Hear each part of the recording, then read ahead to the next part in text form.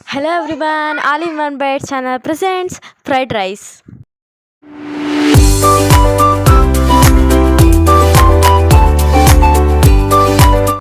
ಈ tasty and ಹೆಲ್ತಿಯಾದಂಥ fried rice ಮಾಡೋದು ತುಂಬ ಈಸಿ, ತುಂಬ ಹೆಲ್ತಿಯಾಗೂ ಕೂಡ ಇರುತ್ತೆ. ನೀವು ಕೂಡ ಮನೆಯಲ್ಲಿ ಟ್ರೈ ಮಾಡಿ ಹೇಗೆ ಬಂತು ಅಂತ ಕಮೆಂಟ್ ಮಾಡೋದನ್ನು ಮಾತ್ರ ಮರಿಬೇಡಿ.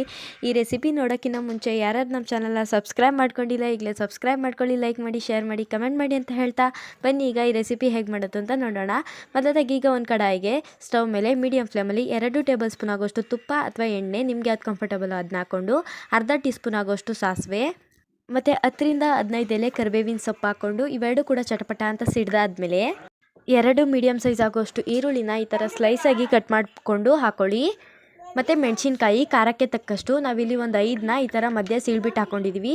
ನೀವು ಖಾರಕ್ಕೆ ತಕ್ಕಷ್ಟು ನೋಡ್ಕೊಂಡು ಹಾಕ್ಕೊಳ್ಳಿ. ಮತ್ತು ಕ್ಯಾಪ್ಸಿಕಮ್ನ ಒಂದರಲ್ಲಿ ಅರ್ಧ ಈ ಥರ ಕಟ್ ಮಾಡಿಬಿಟ್ಟು ಹಾಕ್ಕೊಳ್ಳಿ. ಈ ಮೂರನ್ನು ಕೂಡ ನೀಟಾಗಿ ಈ ಥರ ಫ್ರೈ ಮಾಡ್ಕೋಬೇಕು. ನೋಡಿ ಇಲ್ಲಿ ತೋರಿಸ್ತಿರೋ ಥರ ನೀಟಾಗಿ ಈರುಳ್ಳಿ ಎಲ್ಲ ಗೋಲ್ಡನ್ ಕಲರ್ ಆಗೋವರೆಗೂ ಫ್ರೈ ಮಾಡ್ಕೊಳ್ಳಿ. ನೋಡಿ ಈ ಥರ ಆದಮೇಲೆ ಇದಕ್ಕೆ ಬಟಾಣಿ ಮತ್ತು ಸ್ಪ್ರಿಂಗ್ ಆನಿಯನ್ ಈ ಥರ ಕಟ್ ಮಾಡಿರೋದು ಸ್ಪ್ರಿಂಗ್ ಆನಿಯನ್ ಹಾಕ್ಕೊಳ್ಳಿ. ಮತ್ತು ಬಟಾಣಿ ಎರಡು ಕೂಡ ನಾವಿಲ್ಲಿ ಎಷ್ಟು ಹಾಕಿದ್ದೀವೋ ಅಷ್ಟು ಸ್ವಲ್ಪ ಹಾಕ್ಕೊಳ್ಳಿ.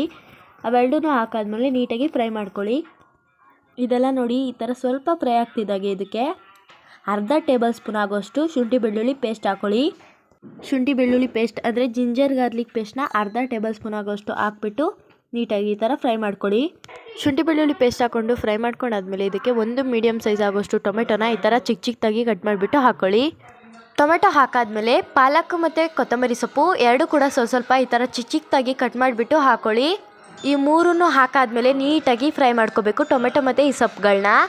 ಇದಿಷ್ಟನ್ನು ಹಾಕಾದ್ಮೇಲೆ ಇದಕ್ಕೆ 3 ತರಹದ ಮಸಾಲೆಗಳನ್ನ ಹಾಕಬೇಕು. 1 ಟೇಬಲ್ ಸ್ಪೂನ್ ಆಗೋಷ್ಟು ಗರಂ ಮಸಾಲ, 1 ಟೇಬಲ್ ಸ್ಪೂನ್ ಆಗೋಷ್ಟು ಬಿರಿಯಾನಿ ಪೌಡರ್ ಮತ್ತು ಸ್ವಲ್ಪ ಅರಿಶಿಣ, ಚಿಟಿಕೆ ಆಗೋಷ್ಟು ಅರಿಶಿಣ. ಈ 3 ಮಸಾಲೆನೂ ಕೂಡ ಇದಕ್ಕೆ ಹಾಕ್ಕೋಬೇಕಾಗತ್ತೆ. ಈ 3 ಮಸಾಲೆನೂ ಹಾಕಾದ್ಮೇಲೆ ರುಚಿಗೆ ತಕ್ಕಷ್ಟು ಉಪ್ಪನ್ನು ನೋಡ್ಕೊಂಡು ಹಾಕ್ಕೊಳ್ಳಿ. ಇಷ್ಟನ್ನು ಕೂಡ ಈಗ ಈ 4 ಮಸಾಲೆನೂ ಕೂಡ ನೀಟಾಗಿ ಮಿಕ್ಸ್ ಮಾಡ್ಕೊಬೇಕು, ಅಂದರೆ ಫ್ರೈ ಮಾಡ್ಕೊಳ್ಳಿ. ಈಗ ಇದನ್ನೆಲ್ಲ ಒಂದು 10 ನಿಮಿಷ ಬೇಯಿಸ್ಕೋಬೇಕು. ಫುಲ್ಲು ಸ್ಪ್ರಿಂಗ್ ಆನಿಯನ್ ಎಲ್ಲ ಬೇಯಬೇಕು ಮತ್ತು ಬಟಾಣಿನೂ ಅಷ್ಟೇ, ಅಲ್ಲಿ ತನಕ ಬೇಯಿಸ್ಕೊಳ್ಳಿ. ಮತ್ತು ಈಗ ಇದೆಲ್ಲ ಬೆಂದಾದ್ಮೇಲೆ ಇದಕ್ಕೆ ಸ್ವಲ್ಪ ಕ್ಯಾರೆಟ್ ತುರಿ, ಅಂದರೆ 1 ಕ್ಯಾರೆಟ್ ತುರಿ ಹಾಕ್ಕೋಬೋದು, ಈ ಥರ ತುರಿದ್ಬಿಟ್ಟು ಹಾಕ್ಕೊಳ್ಳಿ. ಮತ್ತು ಲಾಸ್ಟಿಗೆ ಸ್ವಲ್ಪ ಕೊತ್ತಂಬರಿ ಸೊಪ್ಪನ್ನ ಈ ಥರ ಉದುರಿಸ್ಕೊಂಡು ಅರ್ಧ ಒಳಷ್ಟು ನಿಂಬೆ ರಸ ಹಾಕಿದ್ರೆ, ನಿಂಬೆ ರಸ ಹಾಕಾದ್ಮೇಲೆ ಸ್ಟವ್ನ ಆಫ್ ಮಾಡ್ಕೊಳ್ಳಿ. ಸ್ಟವ್ನ ಆಫ್ ಮಾಡ್ಕೊಂಡಾದ್ಮೇಲೆ ಒಂದ್ಸಲ ಮಿಕ್ಸ್ ಮಾಡಿಕೊಂಡ್ರೆ ರೆಡಿ ಆಯಿತು ಟೇಸ್ಟಿ ಆ್ಯಂಡ್ ಹೆಲ್ತಿ ಆದಂಥ ಗೊಜ್ಜು. ಇದಕ್ಕೆ ಈಗ ಅನ್ನ ಮಿಕ್ಸ್ ಮಾಡಿಕೊಂಡ್ರೆ ರೆಡಿ ಆಯಿತು. ನೋಡಿ ಈಗ ಈ ಥರ ಅನ್ನ ಉದುದ್ರಾಗಿ ಮಾಡಿಕೊಂಡು ಇದಕ್ಕೆ ಹಾಕ್ಕೊಂಡು ಮಿಕ್ಸ್ ಮಾಡಿಕೊಂಡ್ರೆ ರೆಡಿ ಆಯಿತು.